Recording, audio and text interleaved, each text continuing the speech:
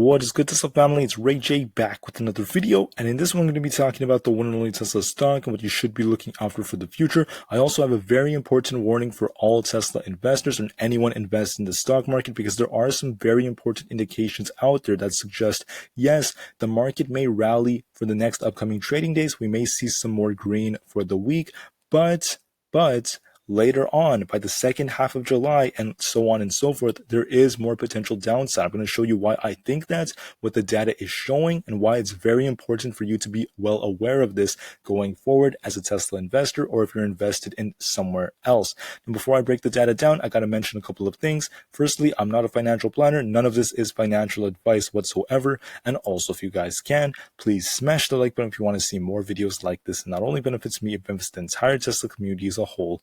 And the last things, if you guys can, please check out the Moomoo link down below and in the description.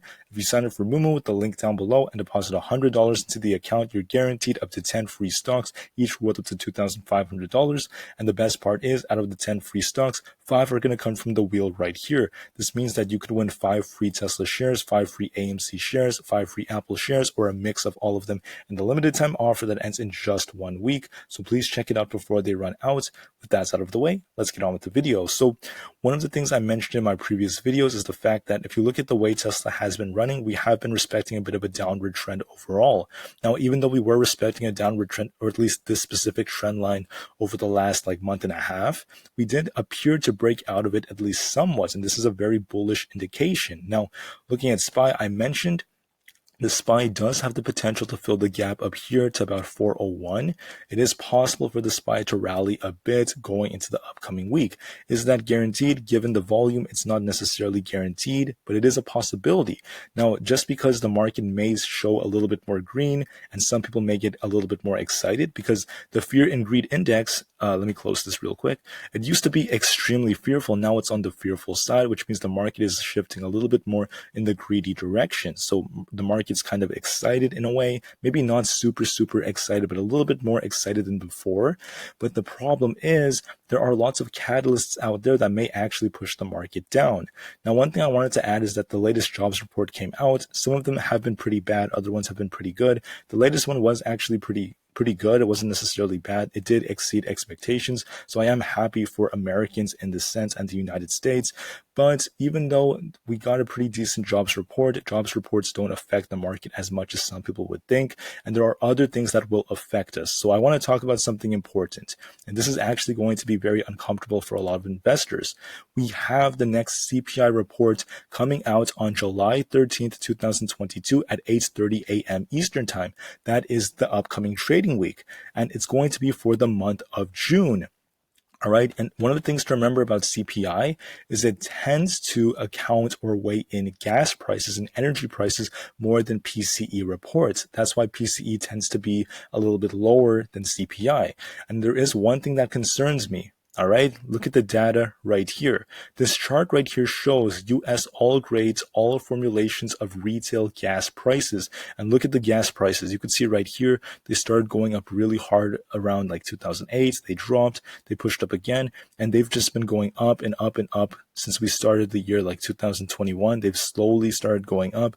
2022 got worse, and they started exploding. And you could see one of the things to notice is May, it was high.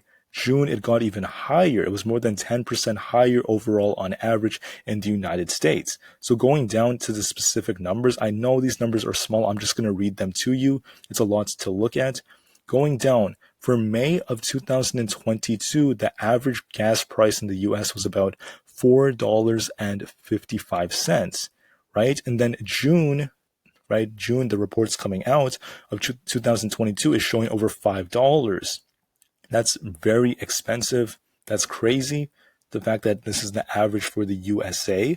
And what this means is that we may see another inflated CPI report, meaning CPI is one of the most accepted forms of data that many investors, many big banks, and etc. use when actually kind of determining how inflation is. And what this essentially means is that the reports coming out, next week, and with these inflated gas prices, with inflation not looking like it's going down just yet, it might not be pretty. That's my honest answer. It might show an even higher report than before. And And if that's the case, here's the question. What's going to happen after that? Who's going to make changes? How much pressure is going to be put on the Fed now? How is Jerome Powell going to respond? The Fed uses open market operations to kind of offset these risks and everything that's going on. They tend to raise the federal funds rate. The question is, are they going to continue doing what they're doing, or are they going to become more hawkish? Are they going to raise rates even higher than many would have anticipated? Right now, the market is kind of pricing in a 75 basis point rate hike for July. And just to remind you, before I actually get to that, one last thing. July 26th through the 27th is the next FOMC meeting. The next meeting where Jerome Powell is going to be speaking.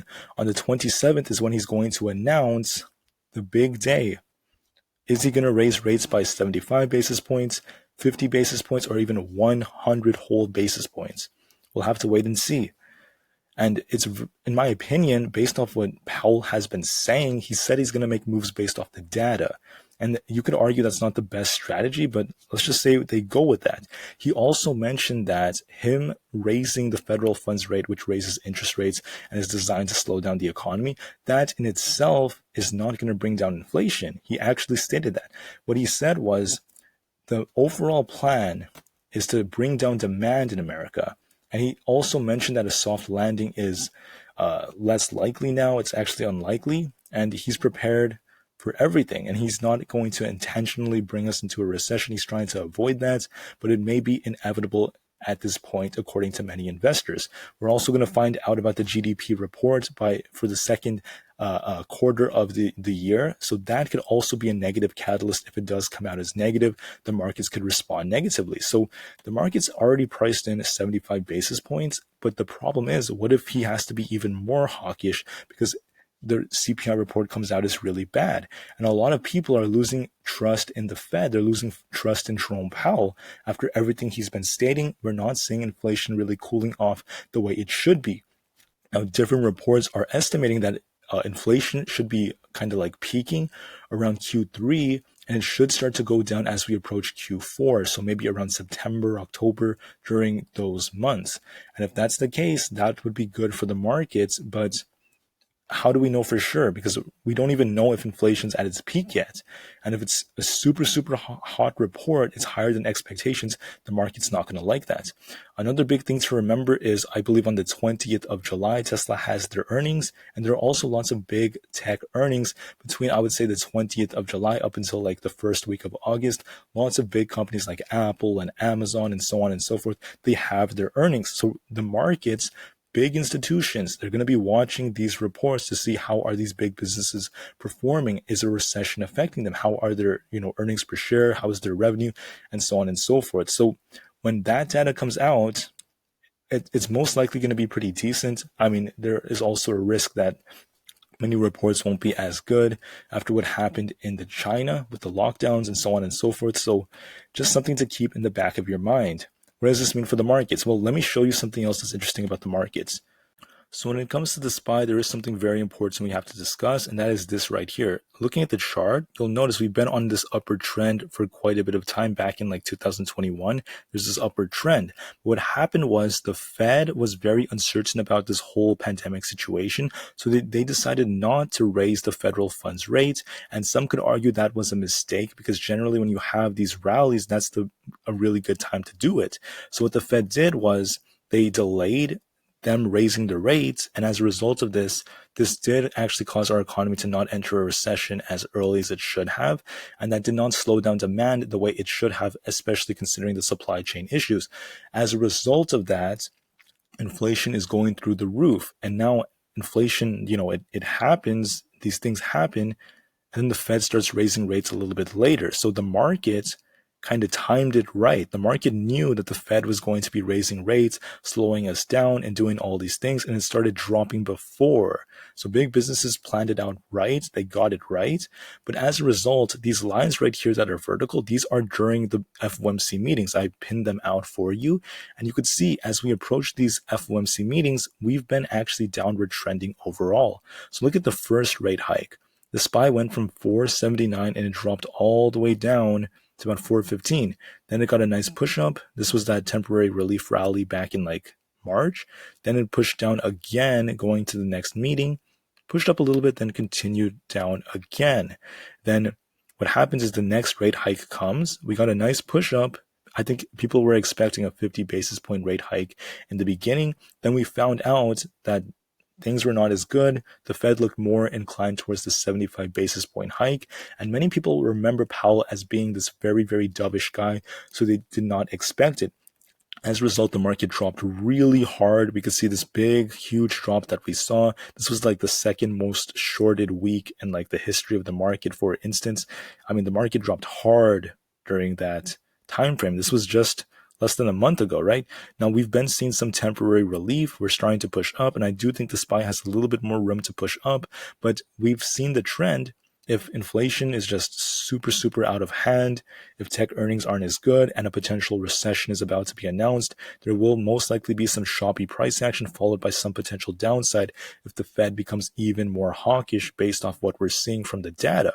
So if the SPY is doing this, right, what tends to track the SPY? The overall market tends to run kind of in unison right now. And as a result, Tesla will likely kind of follow it going forward. We can see this downward trend for Tesla as well. Very, very similar time frame. For instance, if you don't believe me when it comes to the market being in unison, Tesla was at its highest, right, that we've seen for this year. I think it was for this year, maybe like right before, since like January 3rd. That's when Tesla was at its peak, right? Or one of its peaks.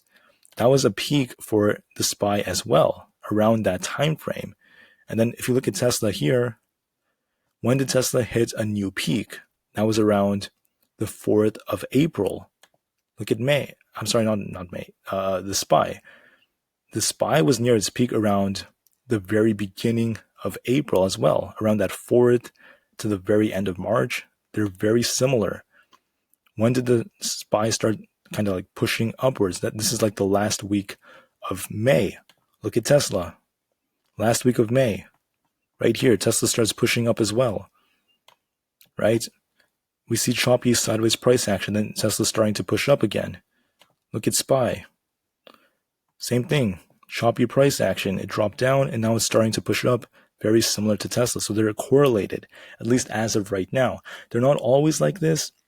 This is not always going to be the norm for the markets, but the market is just so in unison right now.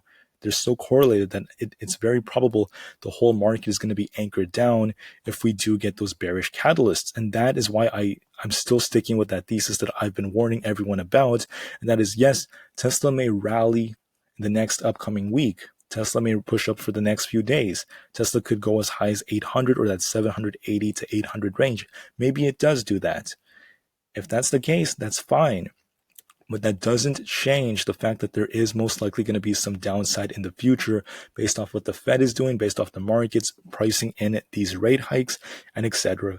and etc. So with that said and done, that's my warning for you. Yes, the market could push up. Yes, Tesla will probably push up a little bit more. It probably will. But downside does seem very probable. And remember my words, I'm not promising anything because nothing in the market is guaranteed, but based off data, based off probabilities, downside does seem like a real possibility. How low will Tesla go? My answer to that is no one truly knows what the bottom will be. But I can't lie to you, and I do think it's very, very likely we are going to come back down to these lows that we saw before in the future, and we may even make lower lows if things do get bad for the markets, such as a potential recession being confirmed and other factors like that. With that said and done, I have not lost faith in Tesla. Okay, downside, it's been downward trending. The market has been downward trending overall. I'm not losing faith in the American markets either. I believe the long term is still super bullish. Right? We're gonna recover from this in the upcoming years. We're gonna look back at this and just laugh and wish that we bought the dips. So you have to be patient. The market is for those who are patient. It moves money, and this is like a quote I once read. It moves money for those who are impatient to those who are patient. All right? So you have to remain calm, cool, and collected. You have to be patient. And you have to learn to play the charts if you're trading. You have to let the data tell you what to do. And you can't let your emotions get the best of you. Yes, I'm very bullish for Tesla, but this is just my warning for you. Be prepared for anything, and I'll see you guys in the next one. Tesla to the moon, and peace out.